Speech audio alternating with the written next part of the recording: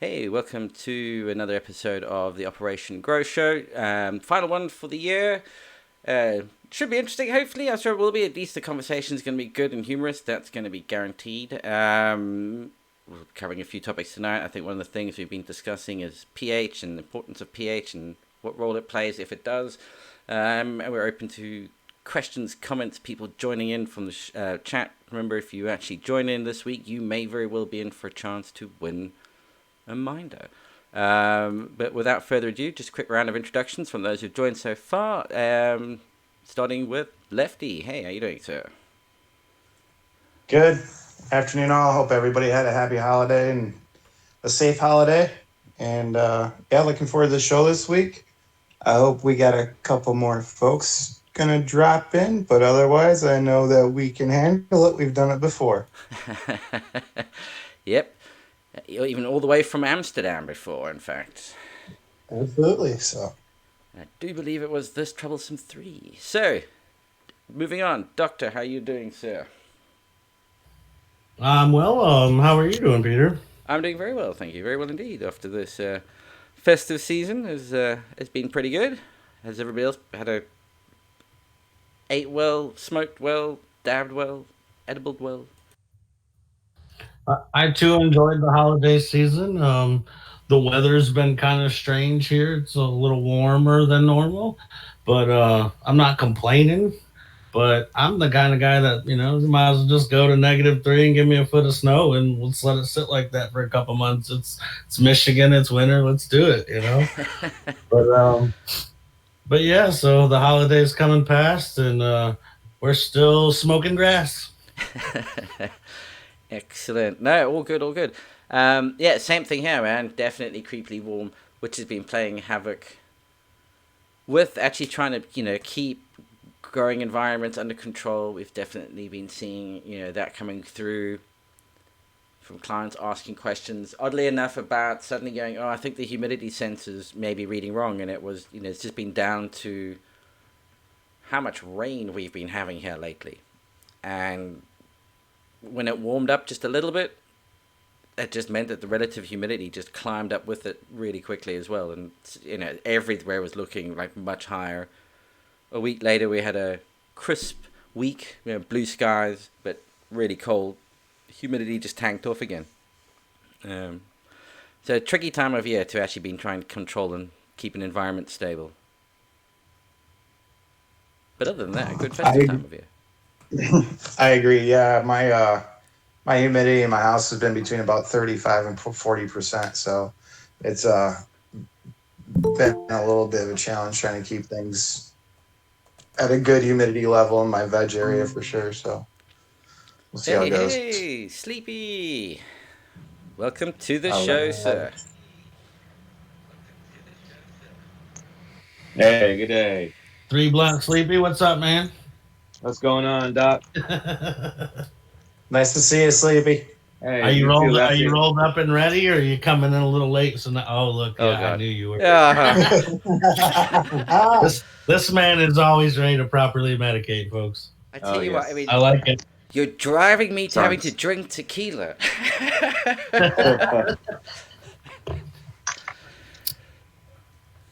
Oh, yeah. That's just like me though. When I'm here doing this, I'm sitting down. If I'm sitting down, I'm smoking. That's just like, Exactly. and like that goes like for life. Like if I sit down and do something, I am smoking.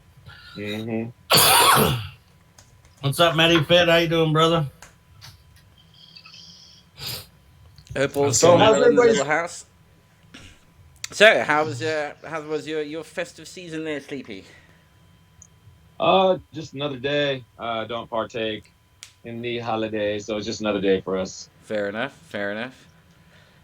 And how are the plants getting on? You noticed a difference since you put in Beautifully. your insulation layer, your gym mats? That making a difference?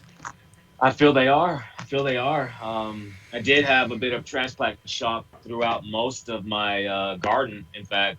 But they've since bounced through, gotten through that, and a little bit of lockout, and most of them are getting through that and are showing fantastic results. The soil's proven to be really rich, and I've only been watering with water all month. Nice. and they are proven to be quite thirsty. The Queen's batch, but they're doing fantastic. I do have one confirmed female, and that's it so far. It's still hard to tell. I might have a male. I'm gonna have, more than likely gonna have one, but as of right now, I'm probably seeing a possible male and a confirmed female. Cool. Cool. Did you do the sex testing, Sleepy? No, I didn't. I actually, one of my males have died off from lack of water now, and I just simply did not water it. And then the other one is still standing strong. Yeah. And I saw that Lefty, you sent me a picture the other day that showed them starting to do that. The staggering of the nodal spacing. Yep, I'm there too. Yeah, yeah, I was definitely stacking pretty hard. They were definitely ready to flip. I actually flipped on Christmas Day, and yeah, probably the 2-3 top nodes right at the top. Yeah, they were all staggered. Those nodes were all staggered at the top, so they were definitely ready to go. I think that is definitely the general rule of thumb if you're wanting to know if it's ready to flip from seed. It'll definitely tell you the maturity of the plant for Yeah, sure. you're not flipping too early if you're doing it at that point, and that's Once usually you when see you can that start. staggeredness, Yeah, I was just go ahead. I was just getting ready to say the same thing.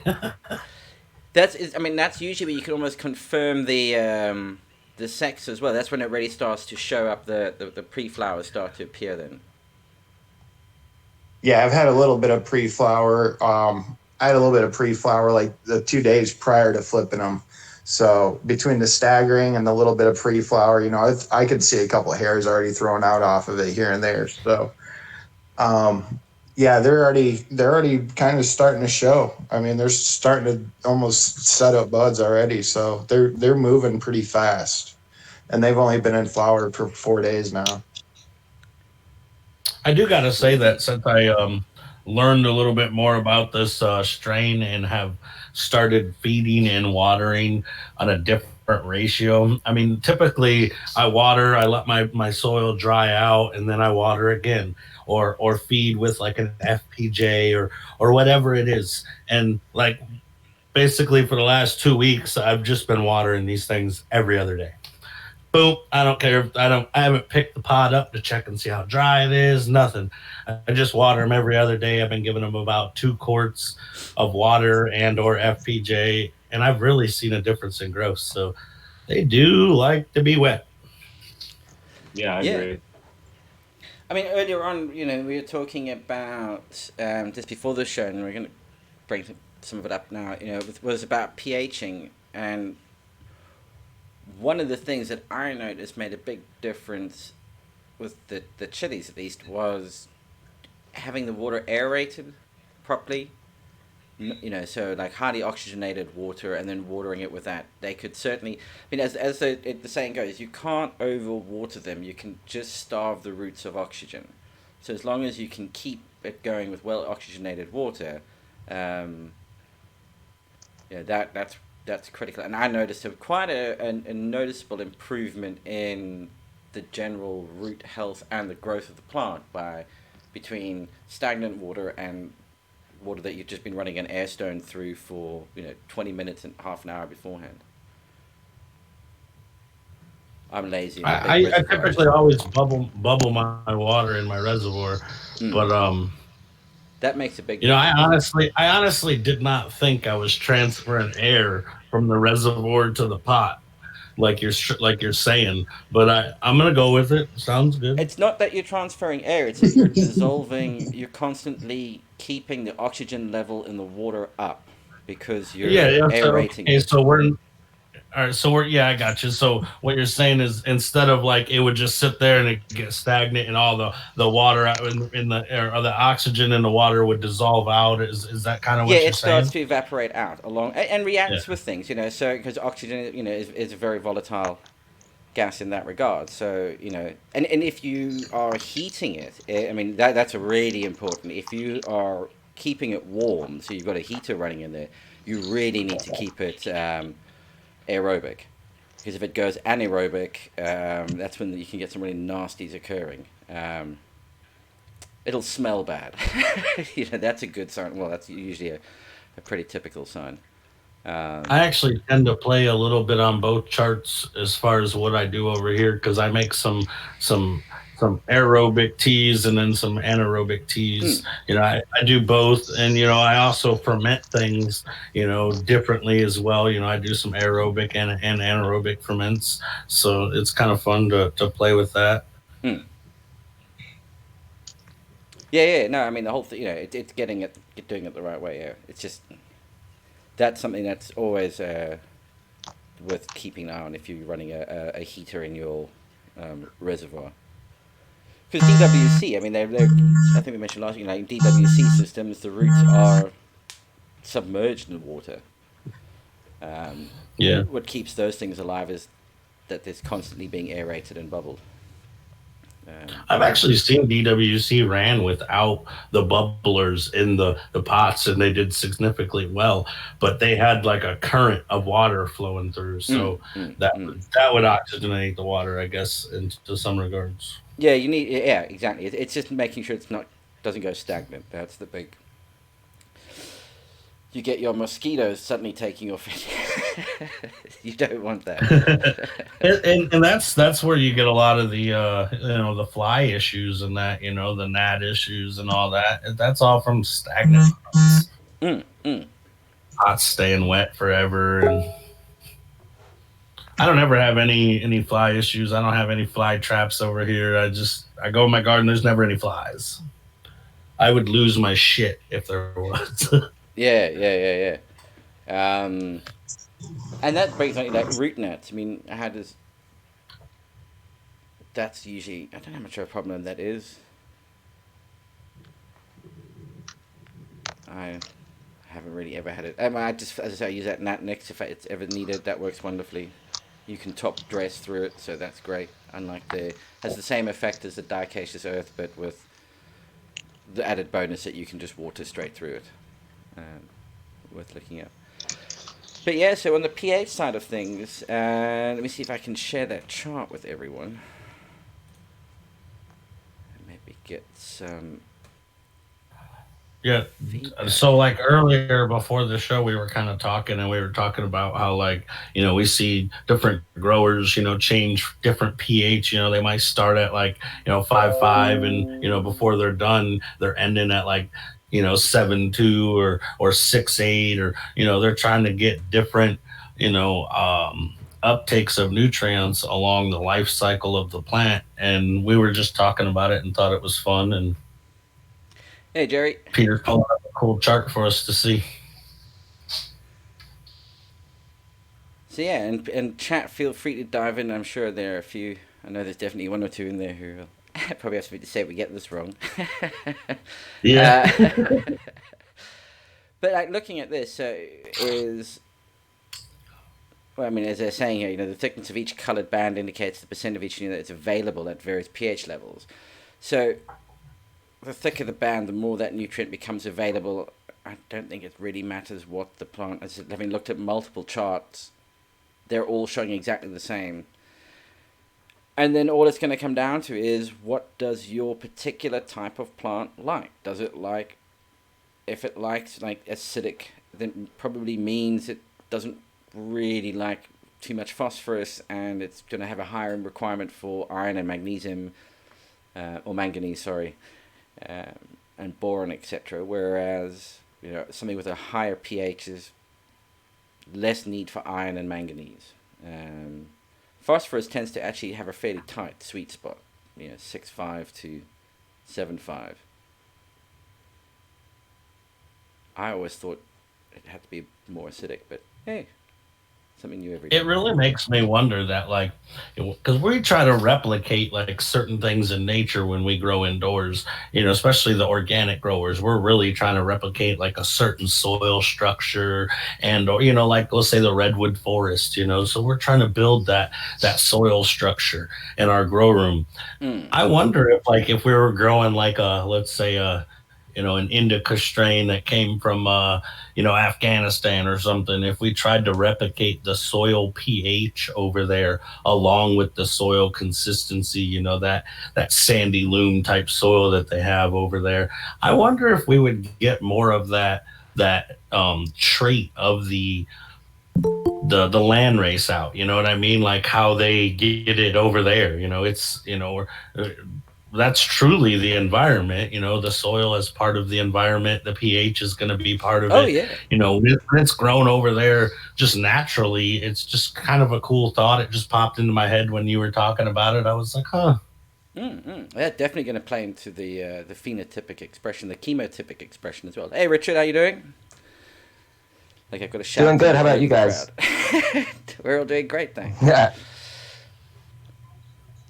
Good.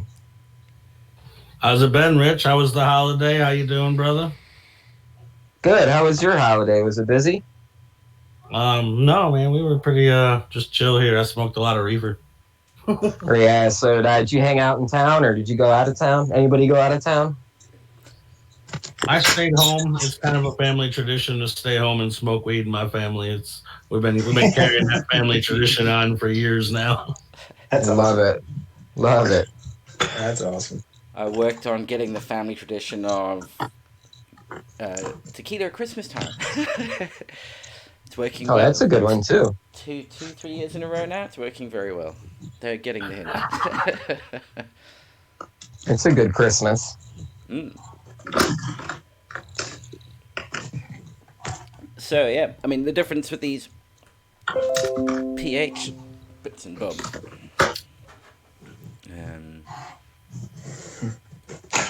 That's so yeah. I mean keeping it. So tap water, depending on where you are. I mean, if you pHing your tap, if you do a pH check in your tap water and it comes in at 7.2, you probably don't have to do anything.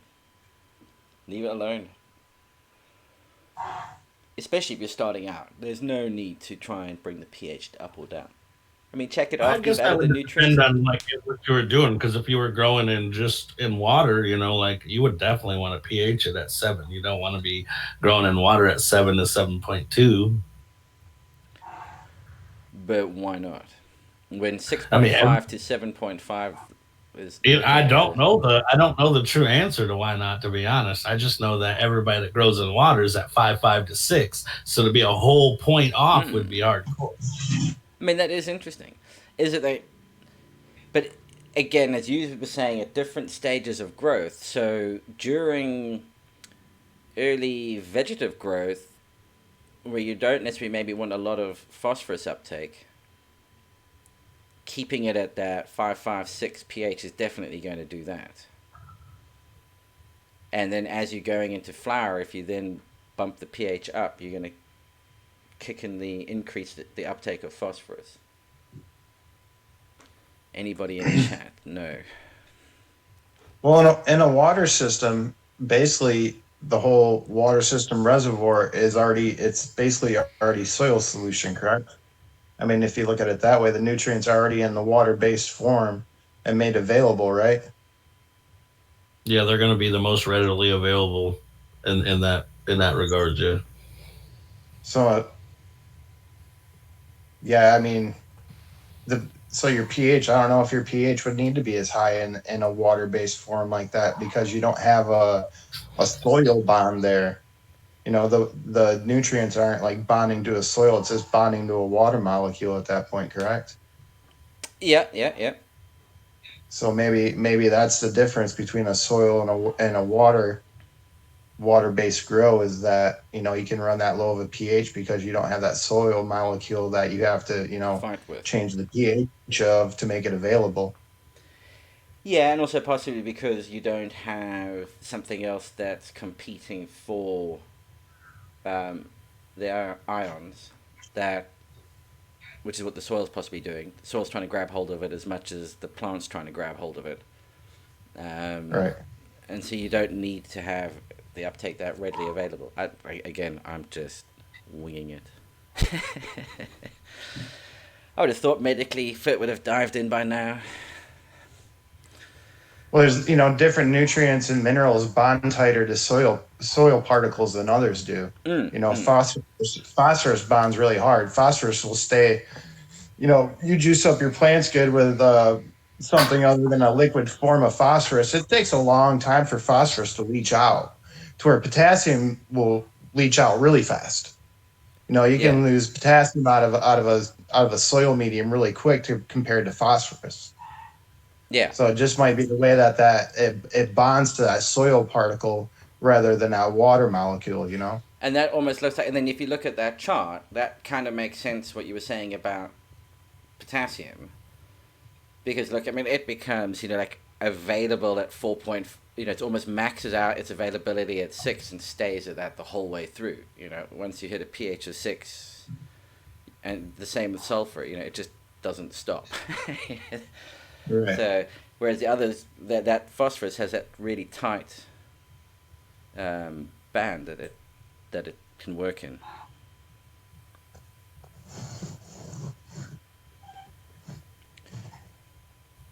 What about you, Rich? Do you pH? Not at all. Nope. I let my soil do it. I haven't pH'd my water since I moved in. I just check my pH in my tap water every now and then, maybe once a year. And that's about it. I definitely try to pee before I H. Nice. Yeah, no, I haven't pH'd in a long time. What's the general vibe in chat? Do people in chat, do you guys and girls pH up and down? I wonder if there's anything that's noticeable in terms of... I wonder when it comes to flushing the grow medium at the end of the grow run, if you're not doing organics, or if you're not doing a living soil, reusable soil, then maybe this is also one of those things that you could pay quite a bit of attention to maybe improve that aspect, to be able to leach the soil quicker.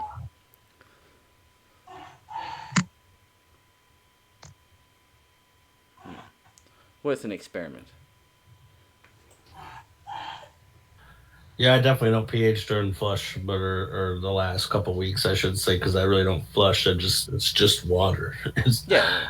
Right. That's my theory. I have a buddy that runs cocoa, and he pHs his flush water, and I don't know why it drives me crazy, but I always tell him, why do you do that? And I'm sure, like you just said, Peter, there probably is a benefit to it, honestly. And I mean, that's why I said it's not flushing the plant. It's just flushing the soil. Yeah, you're flushing the grow medium. Yeah, you're just removing stuff as best as possible, the right range or whatever.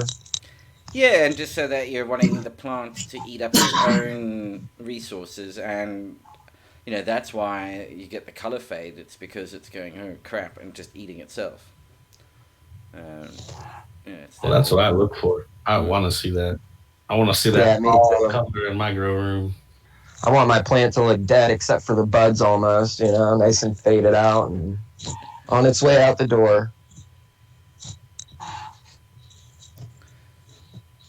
Okay. That is one term to put it, to look dead, because technically, like when I harvest day, they usually do look like shit. My harvest photos are usually from a couple days before harvest when they're still looking. Yeah, or it's just the bud shot, not the plant or something. Yeah, like leaves falling off. Dying. Oh yeah, the plant itself is not pretty now. Yeah. Yeah. I cringe when I see somebody harvest like a full green plant. I think, oh. It's going to be tasting funny too, Well, I've definitely seen some heated debates about that on on Instagram. I have too. I have. But I mean, I've tasted the difference for myself. I know what I prefer. I could care less what somebody else prefers. Yeah, Know what in my humble opinion, if you're harvesting a plant, it's completely green. you're You gonna taste some either harvested nitrogen, I think. you harvested too early. That's what I'm going to say on that. Or Or you you fed you too long. overfed way too long. Yeah, I've harvested a green plant before, and I did not like the taste of it whatsoever. So I Yeah. don't know. I go with the fade. And there we Does go. look pretty though. Man, I wonder how far Chad is behind us because somebody just said airstone in each bucket. Oh no, I just asked him a question in like just a couple Oh, lines okay. I about that, was like, asking to say, oh, I should have just left that going. 3 second lag. I was Yeah, like, whoa, we're back there. Yeah, it's just that WV Grown was saying that they run a DWC system, so I was just asking if what they do. They put a airstone in each bucket. Is it? I see a lot of that these honestly. Yeah, now something to Airstones bear. are cheap. Sorry. Airstones are cheap. It's it's a simple way to not have issues. But now this is a really important one to bear in mind. If you run supplemental CO2 in the space where your air pump is that's aerating the reservoirs, you will drop the pH quite significantly over time. Because the added CO2 that you're bubbling through the water is producing carbonic acid, and so that's ramping up the pH or dropping the pH in the of that. So you need to keep an eye on that. Don't, if the reservoir is in the same room that the air pump that the CO2 is happening in, if you're supplementing, try and move the air pump out of the room. Bring in fresh air from outside at just regular ppm, 400 or whatever it is. Well, that kind of makes sense. You would be pumping CO2. I mean, it's just naturally pumping what's in that room. Yeah, I mean, it's like creating acid rain. That's why they have. That's why the intake on those is like a hose. So you can literally stick a hose on it and run that hose to a different area. You can run that outside for fresh air, and outside if you want. Like, a lot of those little pumps have just like a little hose intake on them. Yeah, yeah. I mean, it's just one of those things that it's easy to forget or not think about, and then wonder why it's wonder why the pH keeps dropping, or the plants aren't. You're seeing nutrient issues that don't make sense, and then when you're pHing your reservoir, like after a bit, you're like, holy shit, that's really changed. It's just another thing just to look out for if you are running an airstone in it.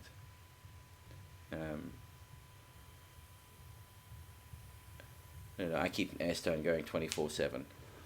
I don't think any of us are actually running DWC like we're talking about. Where we're talking about DWC, none of us run a DWC system. But I keep my reservoir aerated 24/7 for the chilies anyway. I just leave it on. It's like I can't be asked switching the thing on and off, on and off.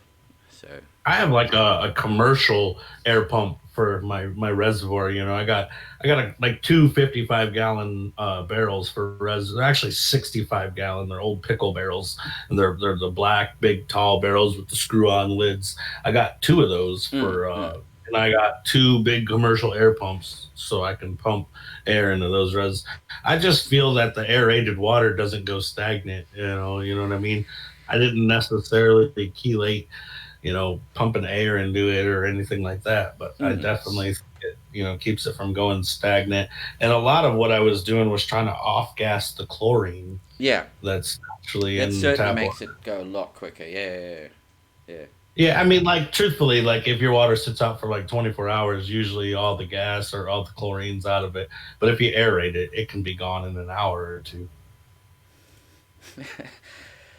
Some pork chop.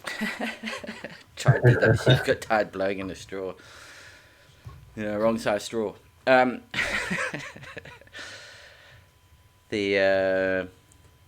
else is being rather quiet. Yeah, the chat's pretty slow. Everybody's pretty slow. Stoners.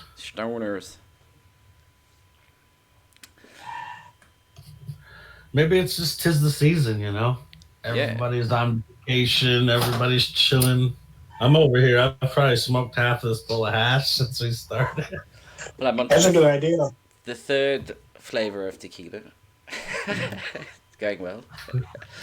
Still, Thanks, I'm not Doc. standing up You just yet. gave me an idea. Hit the ball, man. For sure. That hash is coming out, brother. Nice, I nice. I absolutely love smoking hash. Like that was since I started growing. You know, for the last 10 years, I've been trying to make better hash. So Doc, take me through your process and how you do yours, brother. So I make ice water hash. I like dried material. It doesn't need to be cured necessarily, but I like it dried then frozen. Yeah. And then now, when I say dried, I don't want it to be like you can break it up with just your fingers dry. That's too dry. You know, it still needs to be grinder material, you know, Right. or scissor material. You know, it's too dry at some point, you know, then you'll get a lot of the green material in your end product. And then I use a drill and I use a plastic mixing paddle Yep. and I use a plastic container and I use as much ice as I possibly can and just covered in water. If you look on my Instagram, there is plenty of like, you know, backs where you can go like to my main page and you can scroll over. You can see my water hash. You can see me like actually mixing it, so you can get that ratio. You know, if you're curious, you can see what I'm talking about. So basically, just covered in water, and then I try to mix it without beating it up too much for that first Right. round. You know, I just go slow on the chuck. You know, I got it. I actually turn the chuck down to where I'm not able to just, you know what I mean? So I'm basically just stirring it with the drill. It's Right. just a mechanical stir. And then the second round and the third round, I just beat the hell out of it because that's all going to be going towards edibles and caps anyway. So, but that first round, that's where I'm pulling all my good at. And basically, I only keep 45 and 73 bag. The 25 is the bag below my 45, and Yep. that usually got a lot of plant material in it. You can press that. Now there will be some strains where that is some really nice heads, so always try it first. I will say that, but everything above like the 45, that's going to be press material or edibles. And when I say press it, I usually just make edibles out of that rosin. Gotcha. Okay. Well, so far we do pretty much exactly the same thing. Except for I don't press anything. But no, that's it. Pretty much exactly how I do it now. Like I temple ball mine. You know, I'll let it air dry and then I'll sift it and then I temple ball it. You know, I'll press it out with like a clear bottle with boiling water in it, and I just keep pressing it out, and then I'll ball it up, stretch it out, press it out again. And I'll do that like 3 times. Basically, I do the Frenchy cannoli method. Yeah. So I love the old that's like the Charis hash, like what you're talking about. That's that's kind of what you're trying to replicate by making the Right. temple balls and that. And I love that style hash. I make that as well. And but like 90% of the hash that I make, you know, it's for a dispensary, and they want it to be that basically look like grains of sand. So that's tend to where, you know, where I sieve a lot of my hash, so it's just sandy. Yeah, I do that, and then I take that and I press it out. I'm disappointed neither of you beat it with a wooden spoon on your virginal inner thighs prior to pressing it. You're just not doing it traditionally enough. Man, In a handmade bucket. When I make hash, I like to make, you know, a pound batch. You know, you start talking about doing pound batches with a wooden spoon. Oh my God. So we're not using a one of those washing machines? No. I don't. I would love to try the washer machine again, but like if you go buy a washing machine, the first thing you got to do is modify it. The discharge hose on it is corrugated, and if you use it like that, you'll get a bunch of hash stuck in that corrugated hose. But don't they now So do specific? I mean, like, don't they do it now? You buy it modded already. I'm sure they must do. yeah, no, that the one that they sell you with the hash bags on Amazon has a corrugated discharge hose, and that's just not very intelligent. You would buy that. Like my buddies have bought it and they modified it for the same reason I'm saying. Like Yeah. it literally. It's like that episode of Weeds where they go down to the local laundromat and do it in there. It's like, yeah, sure. And the whole neighborhood didn't just go, what the fuck is that smell? or it didn't taste like soap. Soap, yeah. Now I do know a guy that like way back in the day he made a hash washer out of a regular washer machine. So you definitely can do it with a regular washer machine. Yeah. I mean, it needs some modifications as well, but I'll have one down the road. I mean, they sell them online. But Yeah. Tanasi, though, when he was on the first season of the show, he has a washer, and I don't know if his is modified the discharge hose or not, but Yeah, he you can find definitely out. does have a washer. City. And he makes some beautiful hash. Obviously, I mean, all his shit over there is beautiful. We'll have Talk to to him in Denver. try some of it out. Have a look at it when we're there. And for real, you can buy one of those 5-gallon washers now. I think it's $150 with the, it comes with like the wash bag on the inside of it. Any softener? Yeah. I recommend using a little doo-doo to go with that. A little Percel, extra soft. Yeah. Then you can go right over to #boofland.com. Sammy P there. That's my buddy. He's a jokester. He's making funs. All good, all good. I would say, yeah. So, go on, Sleepy. You're hiding behind the microphone. He's a little sleepy. He is. Yeah, 3 joints and he passed out. No, I just can't get in. You guys, I tried to get in on the PHing part. Now's your Y'all chance. cut each Go, other go, go. off. So how can I get in? And I'm like pretty faded by this time though. No, this round I am not PHing at all. It's the first time. Like normally I hand water and I pH every single gallon, and sometimes I'm watering using up to 20 gallons or 25 gallons of water. Mm-hmm. And so it can take me a long time, a real long time. But no, this round I started off pHing, and then when I pH, I use the General Hydroponics kit, and I I realized that since I'm watering with just plain water right now, and the water, I mean, I was pHing every gallon, and they're all coming out on point. Parts per million, I think was at 90. I checked it. I have a meter. I use to check sometimes. I don't really trust the meters, but then again, I've not broken bread on a real expensive, on a better meter. So But the thing about It the is what pH it is. meters is you've got to calibrate them. They can never go dry. You cannot let a pH meter go. If the bulb on a pH meter goes dry, get rid of it. Get a new one. In fact, as a quick little home, probably the easiest and the most inexpensive way of just doing the most basic pH check is with the drops. Because you can also do your soil. I mean, you can actually do a pH test of your soil with one of those, with that as well. But, you just take a bit of water, a couple of drops, and, you're looking for, I think it's kind of like it just in the yellowy sort of band. It's kind of the pH. yeah, that's what I use, the General Hydroponics kit. Yeah. I've always used that.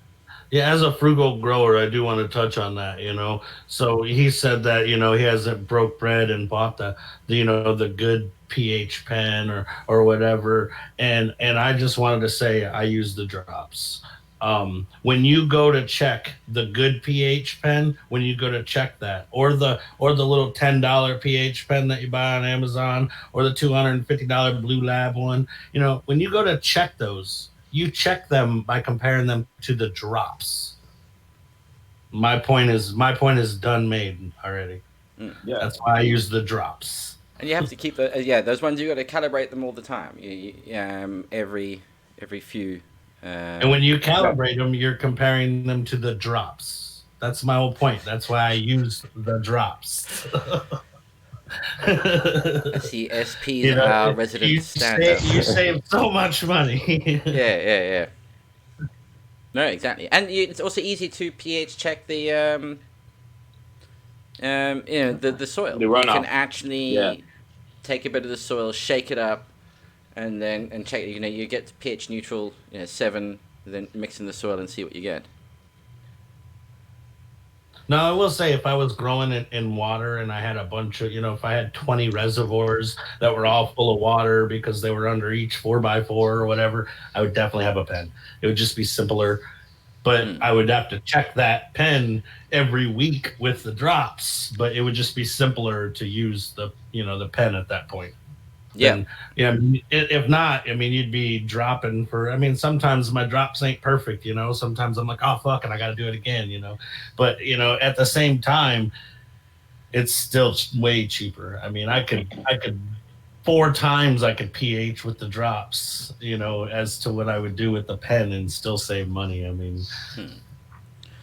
I only buy a little bit, and I think that my grow is, I'm using 150 gallons of water a week, and I only buy the little kit, and it lasts almost a whole year. So yeah, and it's also one of those things where actually you kind of get a feel for it. That's the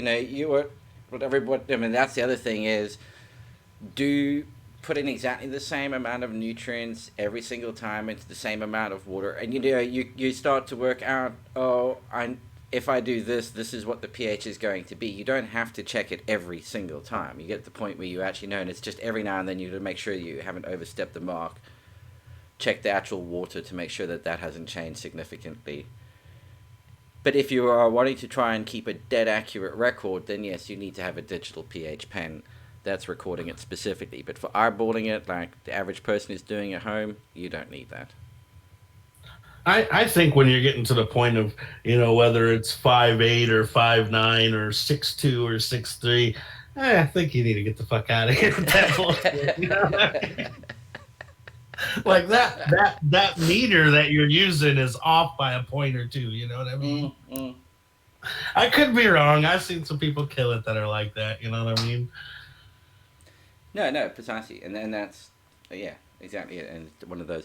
But as Ball for Life pointed out, if you were trying to use the drops on like a tea, that's going to be particularly difficult to do because it's a dark liquid that you're messing around with. So I tell you to come watch my channel over on the IGs, and you're gonna see me pH teas all the time. I make worm teas twice a week. I pH them with the drops. Come holler at me. There you go, Ball for Life. Head on over. Everybody go and have a look and see how it's being done. When you put it in that little vial, if your tea is so dark that it's like totally clouding that vial, that's gonna be some pretty hardcore tea as it is. So, like most of the time, once you put it on that scale of that little vial, it's barely brown, it's just got a tint of color to it. Yeah. I probably what you just need a few drops of water, you know what I mean? Yeah.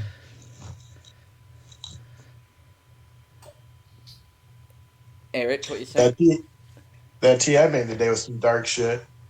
But if you were to put it in like a little container, like no, I actually use the drops, so I know what you're talking about, Wiggler. It is a lot clearer when you put it in a small container. It doesn't stay as dark as it is in the bucket. I've actually questioned myself when I put it in there. I'm like, wait a second, did I put everything in the tea? You know, because like it's Right. not very. I'm like, whoa, you know, like Sorry, you put it Bought in for there. Life. You might just be saying, but we're going to take you to task on this as far as we're concerned, dude. No, no, Yeah, but I'm just he's ragging him in saying the comments. he's saying especially if you use humics. So humics are black, you Yeah, know, yeah, yeah. No, technically, or you know, are. usually they're Yeah, black. that would darken it So up for that sure. would definitely, yeah. So now I totally see where you're coming there, buddy. Yeah, I was just ragging. Prove it, damn it. We want photos. Turn the lights on brighter. But yeah, that is when it definitely one of them. So, any plans for the new year? Smoke more weed. Challenge Yeah, that's the accepted. plan. I'm just honest, you know. I'm just trying to rock it. Yeah. I did post the update, guys, in the Hangouts. I posted a little video and a picture from today. I had to water this morning, so they're doing great. You want to see what the ladies or the plants are looking like?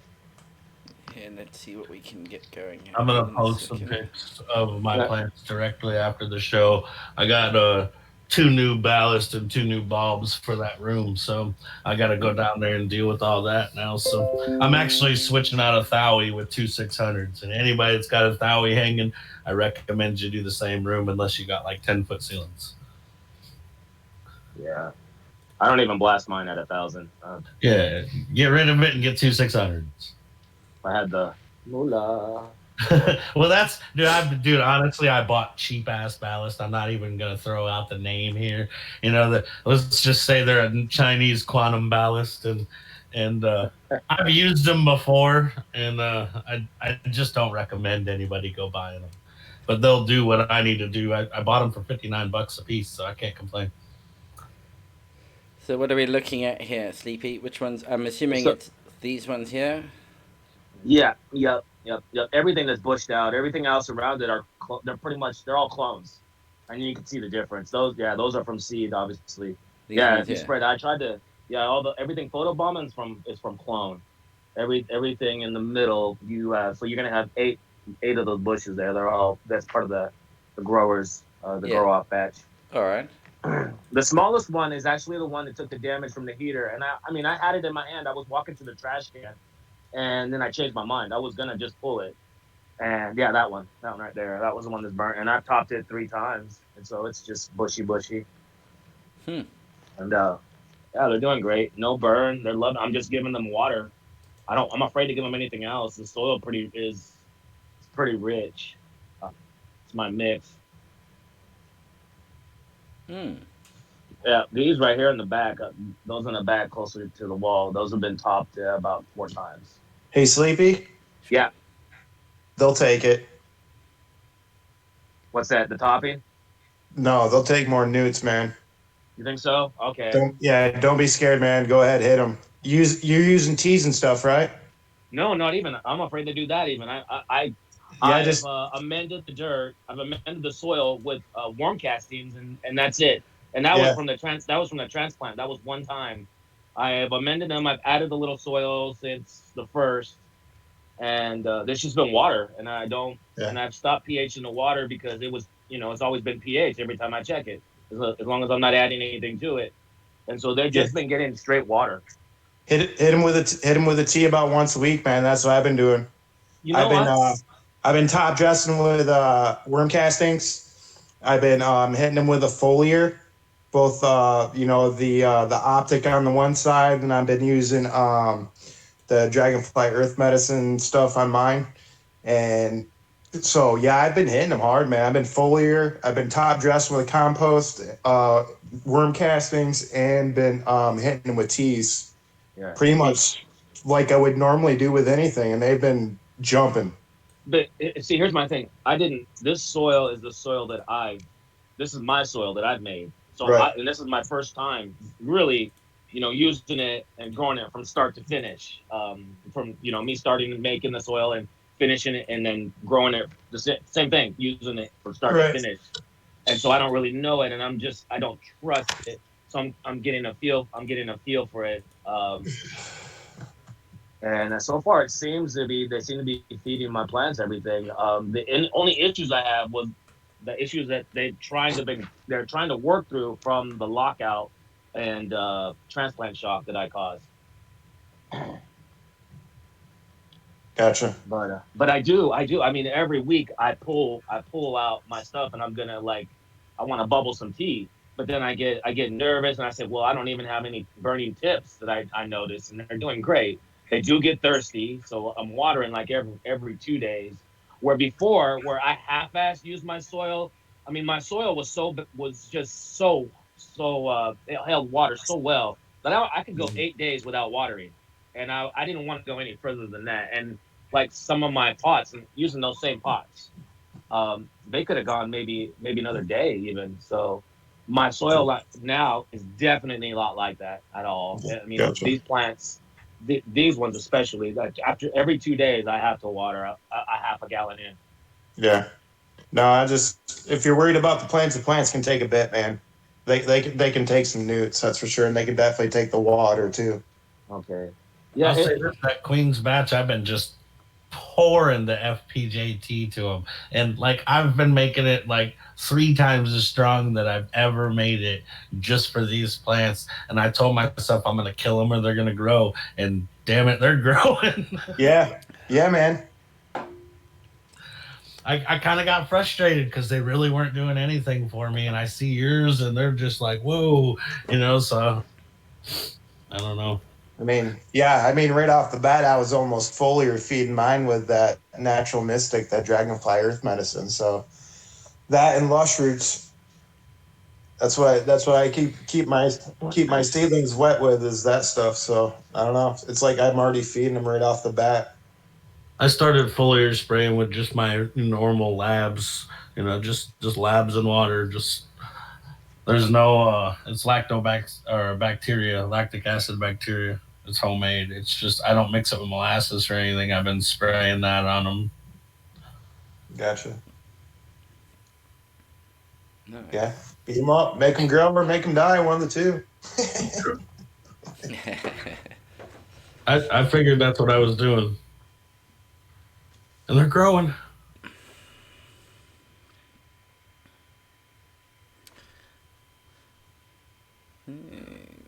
Are you in Colorado? I see there. Medically fit. Maybe see you at Indo. Hey, so anybody from here? Well, Lefty, you're going to Indo, obviously. Anybody else thinking of it? Anybody from the chat going? I'll smoke some Indo while you guys are at the Indo Cup. Hey. How's that sound? Right. I'm sure we will too.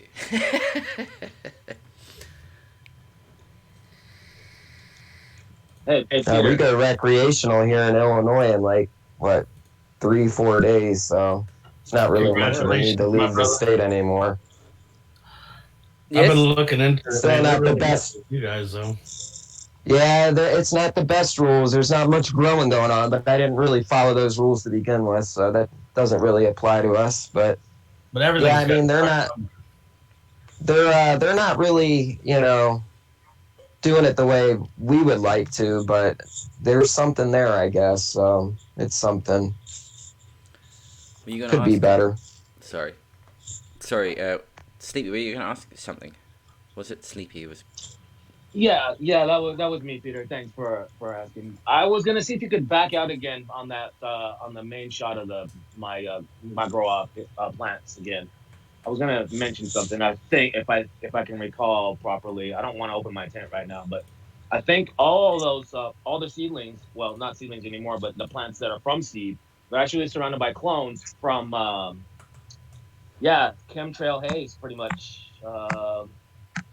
Yep, those are all chemtrail haze that are surrounding it.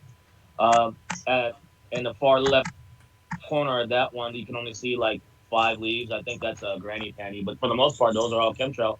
And I wonder if these might have any of that in it. Any of the Queen's batch have any chemtrail haze? We don't know, I'm just kind of curious. And you can't tell from the clones. I stripped them all, a few like maybe 5 days ago, and most of them will bounce back pretty well. So this one here, bottom Chemtrail haze. bottom right, chemtrail haze. Yep. And all of these up here. So this whole, maybe not this one up here though. Which one? No, that one. Yeah, chemtrail haze next to it, and then chemtrail haze again, chemtrail haze, and then the one you just see like 5 leaves. Yeah, I think that's a granny fanny. But so I'm wondering, because they're from Canna Genetics, if they're related, but I can't tell right now because they're just not big enough, the clones at least. Not even when they had more foliage, the seed, the ones from seed, the batch, the Queen's batch, they weren't. I mean, the foliage wasn't even as full as it is now. They're really taking off. Yeah, and the ones that I had LST, I didn't mention this earlier, but I actually took out all the wiring, because after a certain point, the plant will still stay in its position for the most part. It might raise a little bit, but those they don't have any more wiring holding them down, any more garden wire. They just they seem to stay in the spot, and I think they actually enjoy. They seem to like not being pinned down, which I've noticed that at some strains they don't like the LSD as much.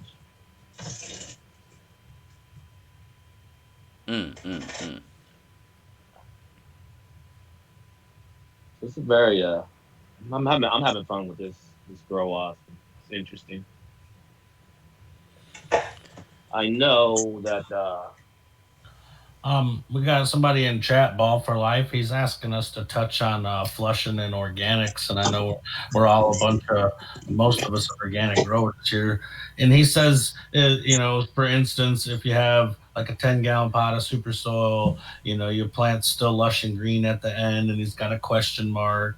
And he says, all I hear is I don't need to, but I disagree. And I agree with him. I like to think that plant was probably, or that pot was probably a little rich in nutrients, or they maybe gave it too many teas along the way, or something, because your plant should naturally fade towards the end of its life, or maybe it needed 2 more weeks. Yeah. Or yeah. I mean, even just because it's. I mean, I think the organic bit is if you wouldn't want to flush a living soil, as opposed to, if that makes sense. I mean, like compared to, say, if you're buying like an organic soil that you maybe potentially throw out at the end of it and you start again because you've stripped it of all the nutrients. I mean, that's the whole objective behind the flush, is to leach it of nutrients so that the plant, as we were saying earlier, it's just chewing up its own resources, which is what gives you the color fade and everything.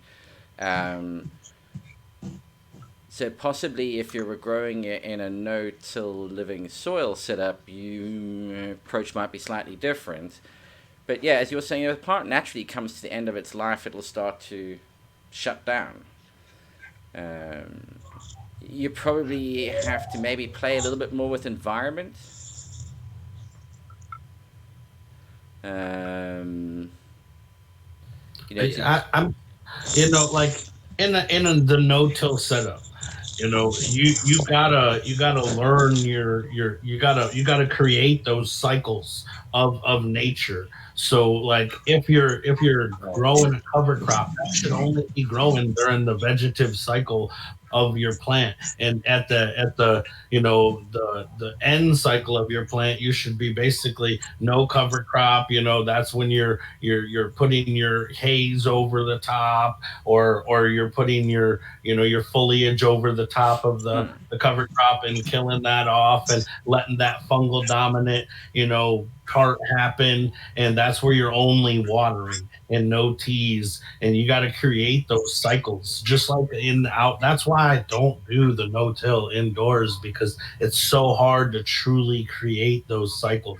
I've done it, I've had great success with it, but it's so hard to truly create those cycles. And then like if you're just doing super soil, and at the end of your cycle, if you're just giving water and you're still have green plants at 10 weeks on an 8-week strain, well, that soil is just too hot. And when I say water, I'm not talking about giving it 10 extra gallons of water.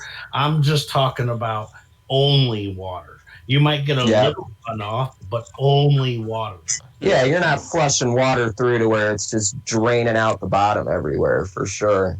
Yeah, I no, mean, that's I not. know what you mean. Never going to work out in an organic setup. I mean, you're blowing No. everything out the back end if you do that. Okay, well, you're not. Yeah, you're certainly not reusing it after you've done that.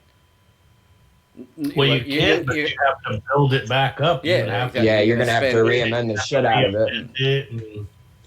And I mean that's the point I'm making. So if you buy an organic soil, so that for the duration of while you're growing it, you're not adding newts, etc. But you're not interested in keeping that soil. You're just going to buy another bag of it and start again. Then in a 5-gallon pot, run 15 gallons of water through it every couple of days, whatever. I mean, you're just going to leach that thing into nothing. You're going to have it then just becomes a grow medium. It's no longer soil. It's just something for the roots to hold on to. Hey, Peter. Yeah. So you guys saw my plant earlier that was just about finished up, correct? Yeah. It was like really super faded, correct? Mm-hmm. I fed that up until week 6, and that's all organic. That's all teas. That's super soil. Yeah. And what's it on now? What's that now? What week's it on now? It's about 5 days from being finished. It's almost at 9 weeks. So you fed it for 3. So you created I'm just saying general terms. The soil had nutrients put into it for up to 6 weeks, which is the teas, the microbes. It had all of this, and then it was just watered after that. So then it's down to the plant to get whatever the hell it can out of what's left, and Right. it naturally Exactly. just starts to fade out. Now, And also something I do. Mm. Also, something I do to kind of help my fade is I'm always defoliating. I do like a defoliation kind of at the beginning of flower, and I'm big on like removing fans above bud sites to get light through that kind of stuff. But I'm continuously like defoliating kind of to where when I get to the end, I almost don't really have much for fan leaves left. And I've done that the last like 1 or 2 runs. And it seems to fade quicker when you pull them fan leaves off because there's less of the plant to actually eat itself. Yeah, well, I mean, it just has to attack whatever's left. And you've just In removed the theory. whole chunk of it. Yeah. But just, and now I'm not saying do it all at once, but I just kind of do it throughout, you know what I mean? So by the time I get to the end, there really isn't a whole lot to pull off when I go to hang, as far as fan leaves. I pull all my big fan leaves off when I dry, so. Yeah. It's back. Speaking of hola, I definitely think defoliation could be a trick to, getting some, like if you had a hot soil and you wanted to just flush your plants out, you could definitely flush your medium and defoliate, and that would get rid of the nutrients that they were going to eat. And now they're going to have to uptake from the soil, which has only got the water in it because you flush the shit out of it. So I could see where you could do that to cheat, per se. Yeah, but I don't flush my soil per se. It's just, I just took what you said and made it so you could cheat by doing it. I can see where you can definitely do that. You know what I mean? Yeah, you can get it to eat itself up pretty quick if you want to. Yeah. You just gotta know when to pull back on the plant. When to stop because every strain's gonna be different, man. Like I run a few different strains, and some I gotta start. Just water in that week 3 instead of week 4 or 5, But I'll water the same exact way on week 8 that I did on, week 4. Other than just the components of what goes in the water. It's straight water at the end compared to like maybe a tea or something in between. But I don't do like a big run through flush on organics, and I get a good fade. Yeah, and I think what we should do is we should start the revolution of relabeling it from flushing to. Yeah, that's why it's hard. I agree. Yeah, because I do understand that if you're growing in salts, you need to flush that pot out. You need to get the salts out of that pot. Now, I totally understand that, but at the end of the life, it just needs to come to that natural. The fade. Yeah, but I just think what we should be calling it is it should not be called flushing the plant because that's not what you're doing. Should be finishing its meal or Finishing something. it, or say flushing the medium. That's fine because that's what you're actually doing. That makes I like the perfect sense. finishing it thing. Yeah, But finishing I it like off, that. I like just- finishing. Yeah. Yeah, that's a totally different thing. Totally different. This I could almost stick my finger up when I'm taking my drink when I say I'm finishing my plants. Who else? What is? Rightly so. When one is out in the garden. I dig it. Mm. That's really nice. Okay, that's the favorite. Damn it! Why does it? Yeah. Have... Hmm. Is that the Julio? Yeah, the Don Julio 1942. If you are into your tequilas, highly fucking recommend this one. Better than the White Buffalo Barrel Corazon? Yep.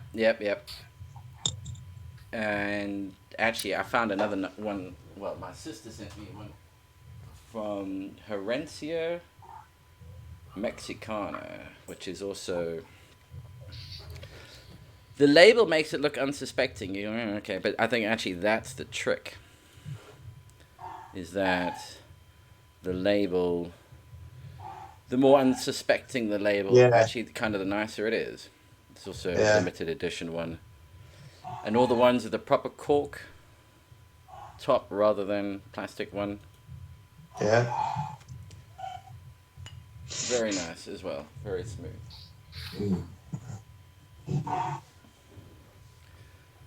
So yes, well everybody, I don't know. We can carry on chatting, if you want to carry on or not. Just looking at the time.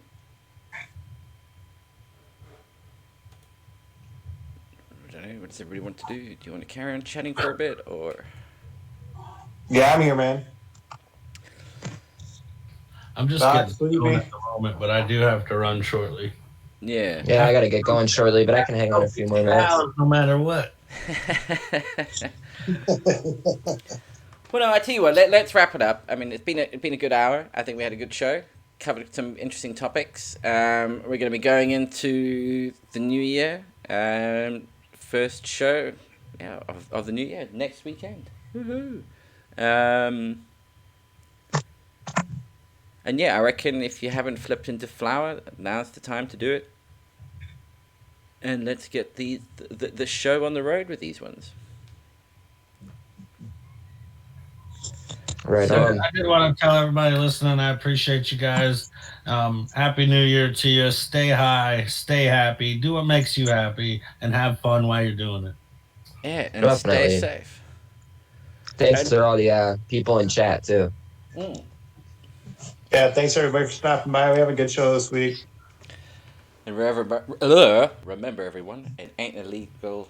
Well, it's only illegal when you get caught. Never break two Yeah. rules at once. Only ever break one at a time. Some rules are meant to be broken. Who makes rules anyway? Yeah, exactly. And yes, Dirt Man, the control unit is on the way. It's turning out to be more complex than one initially thought. But yeah, it's definitely being worked on. It's on its way. So, thanks everyone. See you all next week. Have a fantastic New Year's. Yeah, thanks to chat. Thanks everybody. Laters.